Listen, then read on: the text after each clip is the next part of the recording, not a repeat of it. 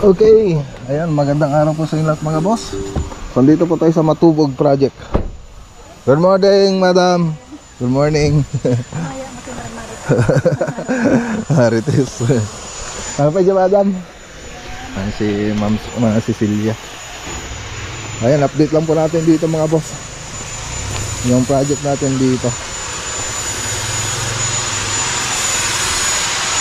Okay.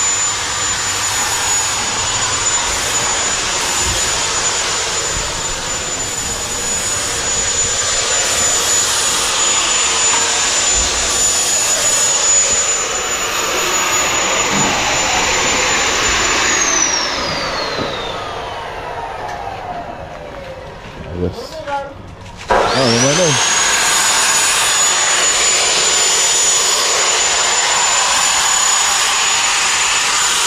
Nag-okay na po tayo mga boss para sa extension ng kusina. So kusina, tapos isang room, tapos yung labahan. Ayan. Okay. So tara, doon sa loob mga boss. So pati bubong nito at saka spandrel gagawin natin. I-repair natin yung bubong, pipinturan natin, tapos spandrel, malalagyan ng spandrel yan. Pati gutter, papalitan na rin natin to, pati itong fascia cover, papalitan na rin po natin yan. So dito naman sa loob, ayan. Oh, kala ko ba lalagyan ng yero dyan? Kala ko ba lalagyan? Ano daw eh, baka lang daw yung asis nilalagay, hindi na nila tatanggalin ng mga. Hindi na tatanggalin. Okay na. Sige. Ito yan mga boss, oh. Napag-training na po sila. Training. So training pa lang pala. Training pa lang. Tapos dito sa kwarto mga boss, ano to? Cove design, tapos malalagyan pa rin natin ng partition ito. Lalagyan natin ng partition yan. So drywall partition na siya. Tapos cove design tayo. So hintayin lang po na matapos ito mga boss. Maliit na bahay pero cute pag natapos. So ito tatanggalin na rin po ito. Matatanggal na rin ito. Siyempre pati ito matatanggal na rin. Tapos ito matatanggal na rin ito mga boss. Pati ito matatanggal na rin to. So dining na lang po dito, wala nang kusina. So ang kusina natin doon na lang. So para mas maluwang siyang tingnan. Mas maluwang yung area natin kasi maliit lang kasi itong bahay. Okay, so para magkaroon po kayo ng idea, so papakita ko na lang yung 3D animation niya dito sa screen. Sunod natin mga boss. Ayan, tignan nyo mga boss.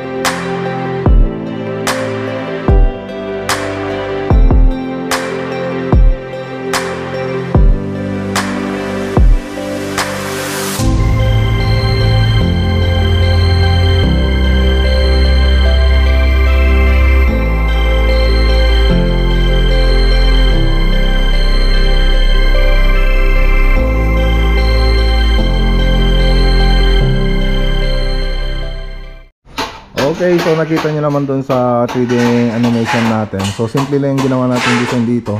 Combination siya ng gypsum board tsaka PVC ceiling. So yung mga brown na nakikita nyo dyan na wood accents. PVC ceiling po yan. Okay, so tapos meron din tayong partition dito. So ewan ko lang po lang madam kung ipapagawa nila ngayon yun. So pero naka-design na yan para dun sa partition. So makikita niyo yung false beam na yan para dun sa partition yan. Okay, so dito double cob light. So magkabilaan yung cob light nya.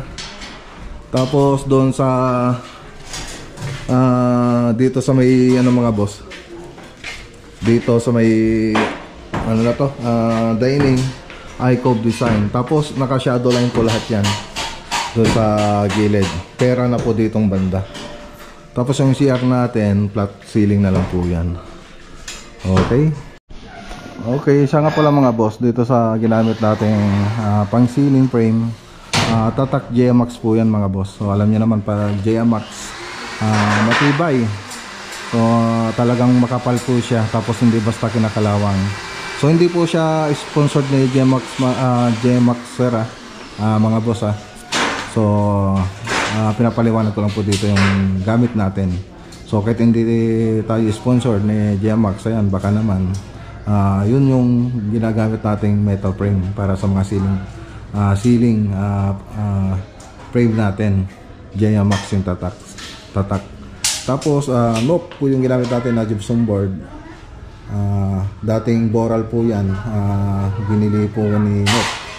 So 9mm. So yung framing po natin dito sa metal frame natin mga boss ay nasa 40.6 o 40 cm yung mga framing po natin. Tapos yung paring po yun mga boss, itong mga paring yan. Tapos yung mga carrying nasa 80 cm po yung spacing. Tapos maghahanger pa po tayo ng 80 cm bawat hanger. So ganun po yung standard ceiling frame natin, para magkaroon lang kayo ng idea, para siguradong matibay. So simple lang yung ginawa natin dito na framing. So yung iba kasi ang dami nilagay na framing kahit hindi na kailangan. So ito makikita nyo malinis naman talaga. Okay, ayos. Okay na. So ayun, nagpapabrigate na rin po tayo. Okay, akala ko hindi na makakalusot.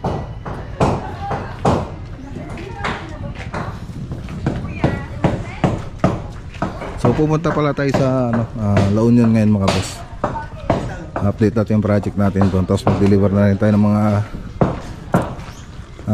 mag-deliver na rin po tayo ng mga ilaw. Ay, hukay-hukay po tayo.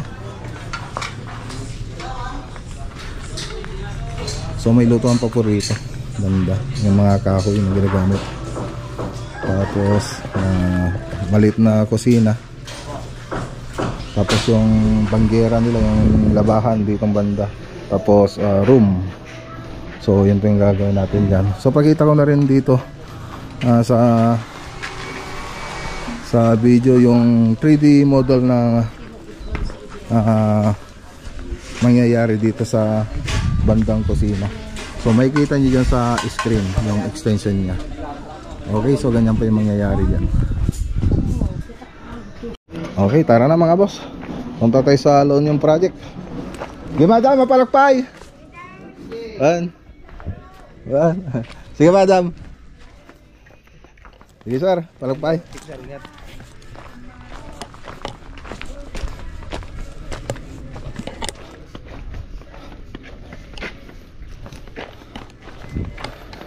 Okay, so tara.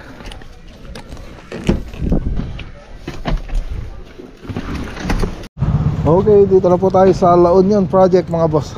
Rosario La Union. Ito na, sakatin.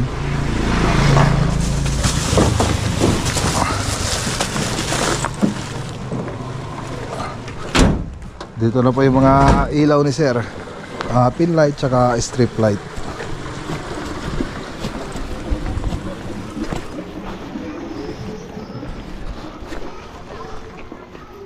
Sir,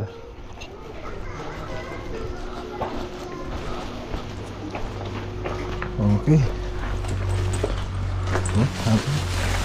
Ando na eh.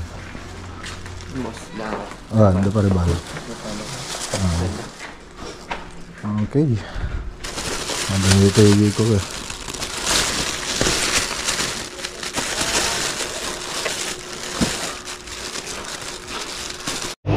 Okay, update lang po natin yung project natin dito sa Lonian mga boss. Okay, dito sa may kusina mga boss, nilalagay na lang po yung mga pin lights. Nakapag first coat na rin po tayo ng pintura dito. Tapos yung susunod na gagawin natin dito, lalagay yung PVC ceiling panel. So malalagyan niyo po yan, yung makikita nyo bakante na yan, malalagyan po yan. So simple lang naman yung cornisa na in-order ni sir dito sa atin na pinakabit. Yung model na ano na to, M16. So yan po yung napili niyang cornisa. So dito sa project natin dito, labor and materials na po siya, tapos may cornisa na, tapos nakamasilya na po siya. Tapos ngayon nag-add si sir ng ano na yun, pintura para sa ceiling. So kaya makikita nyo may pintura na po siya rito. Tapos dun sa mga kwarto, nag-add din siya ng mga design. So yun, kasi yung mga karaniwang ginagawa natin sa mga kwarto, cove design po yung ginagawa natin sa mga kwarto. Mula po nung unang nag-vlog po tayo, pinapaliwanag po natin, cove design yung mga ginagawa natin sa kwarto, yung karaniwang cove design. Tapos sa CR, flat ceiling lang. Siyempre kung papagawan po nila ng design yan, siyempre additional na rin po yun. Siyempre magdadagdag tayo ng materials, tapos magdadagdag din tayo ng labor. So ganun po. Tapos dito nga pala mga boss, dun sa 3D animation natin, wala po tong pulse beam. So wala pong pulse beam yan. Ngayon pinalagyan uli ni sir ng pulse beam dito sa may hallway, tapos dito sa may papuntang dining. So ayan, naglagay uli tayo ng pulse beam.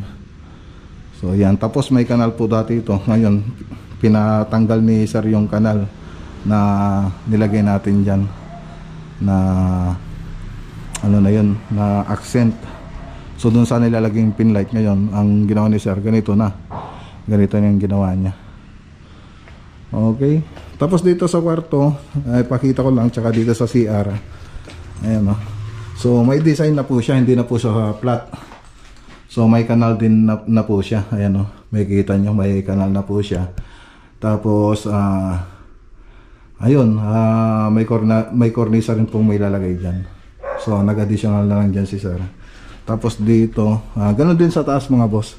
Tapos dito sa baba, sa may kwarto dito sa baba, ganito rin pinagawa niya. Pinalagyan na ng kanal yung mga kwarto, tapos pinalagyan niya ng design dito sa gitna ng room niya. Kaya lang nung gumawa tayo ng 3D model, meron na tayong pinasa, kaya lang hindi rin na sunod yung design dito sa gitna. So ang ginawa niya, tawagan nyo lang yung mga tao ko, sabi ko, para maano niya, mapaliwanag niya kung yung mga gagawin dito, kasi nakaalis na yung mga tao ko nung nag-chat sa akin. So sabi niya, ay sabi ko, ituro na lang sa kanya. So ginawa naman ng mga tao ko. So unang ano nito mga boss, unang gawa ng mga tao ko rito, ito nasa 10 cm lang yung baba nito, nasa 10 cm lang. Tapos sabi ni sir, ipantay mo sa may riser niya dito sa may tambol niya. So pinantay naman ngayon ng mga tao ko. Ngayon nakita niyang nagawa, ano na naman niya, papatas na naman niya. So ibay na naman ito. So sabi niya, kung ano yung design dun sa may kwarto dun sa taas, ganun na rin daw yung gagawin. So makikita natin mamaya. So ganun na naman ang gagawin natin dyan, itataas na naman natin yan. So nagbayad na rin si sir dito. Okay na yung usapan namin dito sa mga additional. Kaya lang, pag ganitong paulit-ulit yung trabaho natin, siyempre gumagastos din tayo ng labor. Tapos materials, gagastos tayo dyan. Siyempre hindi lang naman isa yung magtatrabaho rito. Siyempre madadagdagan din yung budget nila. So yun lang ang gusto kong sabihin dito sa project natin. So ganun din naman doon sa mga ibang contractor. Hindi lang naman ako ganun yung gumagawa nun. So siyempre common sense na lang. Gagastos ka sa labor tsaka materials sa mga ganitong senaryo na mangyayari, mga pabago-bagong design. So maintindihan naman ni Sir yun. So alam naman niya na ganun yung mangyayari. So wala namang problema sa kanya. Siya pa nagsabi na magdagdag na lang ako ng dito, magdadagdag na lang daw siya. Tapos sabi niya, siyempre ako yung may-ari ng bahay, ako yung masusunod. Yun ang sabi niya. So siyempre siya yung may-ari ng bahay, sila yung masusunod sa design na gusto nila. So susundin natin. So wala namang problema yun mga boss. So napapag-usapan naman lahat. Okay, so in-update ko lang po kayo rito sa project natin sa La Union. So punta naman tayo doon sa taas. So dito sa taas nakapagtakip na tayo. So cornisan lang po yung wala dito. So break time pala nila mga boss alas 12. Kaya walang nagtatrabaho. Patay nga po sila. Okay, dito sa may stairs, sa may hagdan. So ganyan pa yung design niyan. Siyempre pag magpipintura na tayo, lalagyan pa po na ng haspi yung mga square na nakikita nyo dyan. So malalagyan po yan. So doon sa 3D animation natin, nakikita nyo rin itong mga design na to. So medyo may nabago lang ng konti. Tapos dito sa hallway, so cove design yan. Tapos malalagyan din po yan ng malalagyan din po yan ng pin light dito sa gitna. Tapos dito sa may living room natin, so dating usapan namin dito, yung last na usapan namin, PVC yung ilalagay dito na ceiling panel. Ngayon sabi ni Sir, ibahin na lang daw dito, gawin na lang WPC. Galing pa rin kay RM Bundal yan, yung Nara. So ipapakwenta natin lahat yan kung magkano yung ano dito mapupuntang WPC, at i-minus na lang po natin doon sa PVC. Kasi sa for information mga boss, magkaiba po sila ng presyo kung ikukumpara mo doon sa ceiling panel natin na PVC tsaka doon sa WPC. So yung PVC kasi nasa 270 po yung ano yan, o kaya depende doon sa design yan mga boss 270 to 350 yung ang ano nito, ang presyo ng ceiling panel natin. So yung Nara nasa 330 na, yung 330 bawat isa.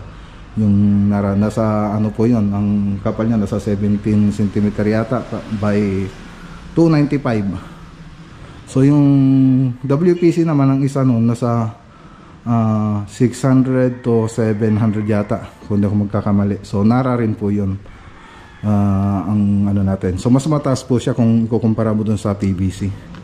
So yung size niya halos magka-size lang naman po sila. Kaya yung WPC medyo may kita mo yung pagka-offset ng mga design niya. So kaya mas mahal po siya, kaya mas mahal po siya kaysa sa sa PVC. So ganun lang po. Tapos dito sa may ano natin, dito sa may TV console, so PVC na po to. So yan mga boss. So siya Sir rin yung nagsabi kung paano yung itsura ng PVC natin, gaya doon sa baba na paganito. So yung original na gawa ko yata paganito yung sa 3D model ko. So pinaiba ni Sir, gusto niya lang pa ganyan, pa tayo. So kaya iniba natin yung framing natin. Okay, so ito na yung isang CR dito sa taas. Okay, so ganyan din yung itsura niya. Tapos dun sa baba, ganito na rin ito mangyayari. So pares lang po sila dun sa baba, ganito na rin mangyayari doon. So sana hindi na mabago para matapos na natin itong ceiling project natin dito at makapagpintura na tayo. Okay, so yun lang naman yung update dito. Ayan, shout out kay Sir Umis Orebilio. Yan, siya po yung may-ari ng bahay na ginagawa natin. Tapos dito pipinturan pa po natin ito. So i-repair pa po natin ito mga boss. Yung mga crack na nakikita natin dyan, papalungangin natin yan. Nalagyan natin ng epoxy ANB. So gaya po yan, may mga crack. Yun po yung maalalagyan natin. Tapos mamasilyan natin, tsaka natin pipinturahan. Okay. So ayan po yung ano dito sa Rosario La Union. So malaki-laki po itong bahay mga boss. Ayan, no? Ayos.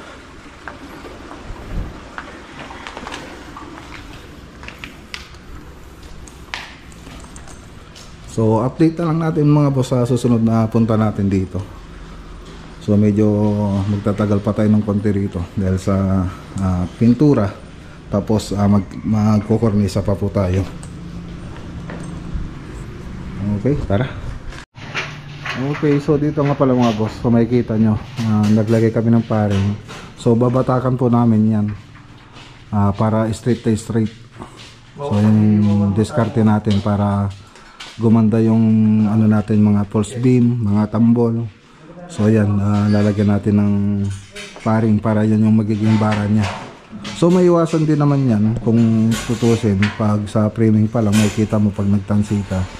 So pag okay na yung framing mo, straight to straight na, wala nang problema. Ganun din pag magtatakip ka na, makikita mo doon, wala nang problema. Basta importante yung bago ka magtakip, makikita mo yung framing mo na diretso. So dapat ganun para may iwasan yung ganito magbabatak tayo.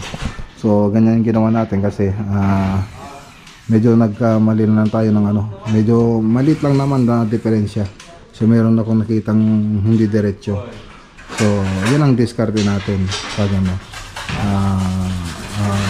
pag ganun yung mga nangyayari sa mga project natin na makikita mong may liko ng konti, pwede mong i-repair ng ganito. So wala namang kaso yan. Ang maganda dyan, nakita mo talaga na straight na straight. Pero sabi ko nga, maiwasan natin yan kung sa simula pa lang nakita po ng mga installer natin. So kaya naman nandito tayo, nakapagtakip na sila. So ang gagawin na lang natin, discard na lang para ano. So lahat yan, lahat ng makikita nyo dyan na nakadrop, so ipapacheck po natin yan. So gusto ko kasi straight yung mga tambol natin, mga line, para maganda po siyang tignan. Kasi nakikita po yan pag nagpailaw na tayo. Kaya mas maganda bago tayo magpintura, nakalagay na itong mga ilaw na to para makita natin yung mga i-retouch natin mga boss. Okay, so yun lang naman mga boss. So tara na mga boss. Sige palaon. Sige bala tala, kita namin pare ah. Okay, tara na mga boss. Let's go. Nakaharang. Okay. Okay, so ayan, dito tayo sa Maxi Wood na naman mga boss. Maxi Wood Tarlac. Bili po tayo ng materyales, mga small item para naman sa ano to, lawak project. Susunod na project ito mga boss. Ayan o, naka-ready na yung mga bibili natin o. Ayos. Tara.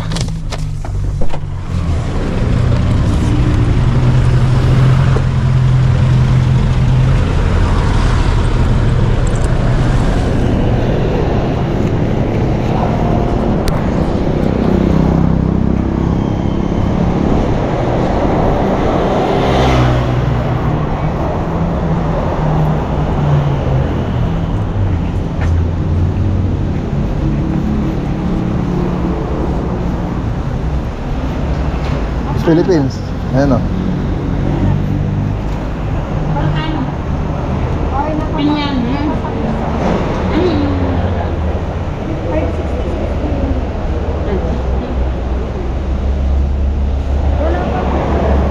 Wala pa rin?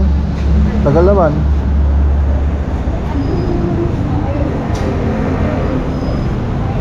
Ayan o. Okay, so nakabili na po tayo. So wala pa rin yung PVC na order natin na pupunta sana sa Ilocos Norte yun. So nire-ready ko lang para isang biyahe na.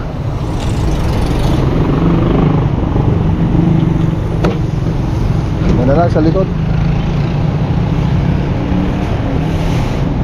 Okay. Tara mga boss. So ganun pa rin yung mga binili natin, mga small item.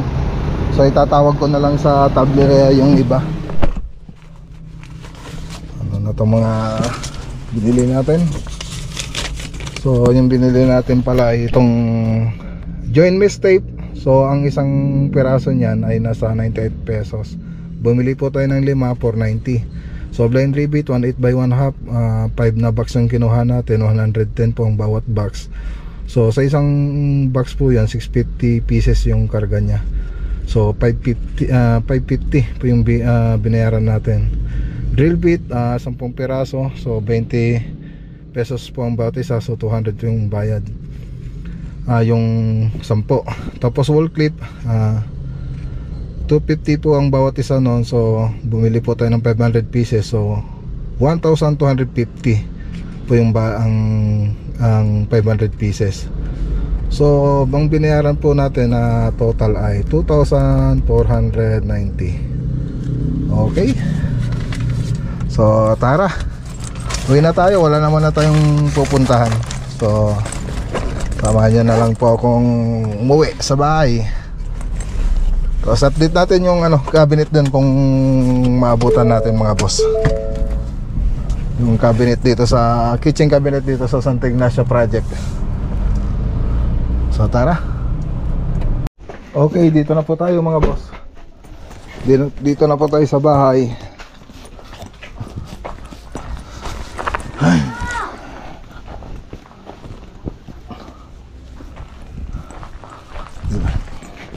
Baba muna tayo ng mga boss. Bili ako ng buko tapos lechon. Lechon na to mga boss, na native lechon. Hindi pa ako kumain. Gugutom ako. Kain ako ang kanin. Di ba ako kumain? Merienda pala yan. Gusto ko kanin. May lechon dito, bumili ako. Lechon. Doon sa Kaya pala lechon. Sit down. Oo, kakain ako. Ito na.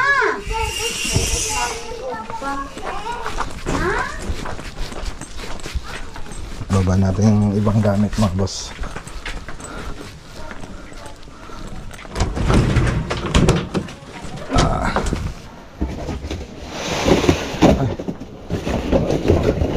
Ay naku, nasira.